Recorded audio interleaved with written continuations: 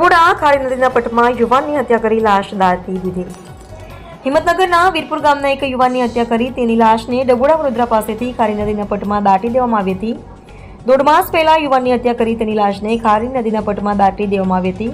પત્નીની છેડતીને લઈ મોટા ભાઈની હત્યા કરી હોવાનું સ્વીકારતા નાનો ભાઈ ચોરીના ગુનામાં પકડાયેલા શખ્સ પોલીસની પૂછપરછમાં પોતાના સગા ભાઈની હત્યા કરી હોવાની કબૂલાત આપ્યા બાદ આજ રોજ હિંમતનગર પોલીસનો કાફલો ઉપરોક્ત સ્થળે દોડી આવ્યો હતો અને ખારી નદીના પટ પર દાટેલી લાશને બહાર કાઢવામાં આવી હતી.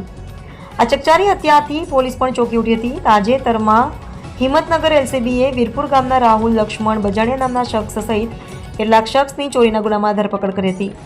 આ શખ્સોની પૂછપરછ દરમિયાન રાહુલ બજાણિયાએ આપેલી કબૂલાતથી પોલીસને 1.5 માસ પૂર્વે થયેલી હત્યાનો ભેદ ઉકેલવામાં સફળતા મળી હતી.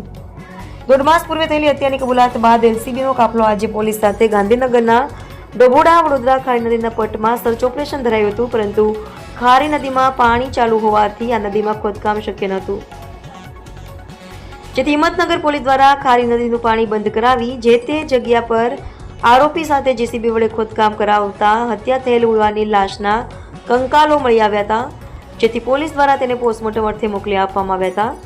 નદીમાં પોલીસ ચુસ્ત બંદોબસ્ત વચ્ચે આ ચકચારી ઘટનાની જાણ થતાં આજુબાજુના વડોદરા, ડબોડા, ગલદુણ જેવા ગામના લોકો ખૂબ મોટી સંખ્યામાં પોલીસની કાર્યવાહી જોવા માટે લોકો ઉમટી પડ્યા હતા.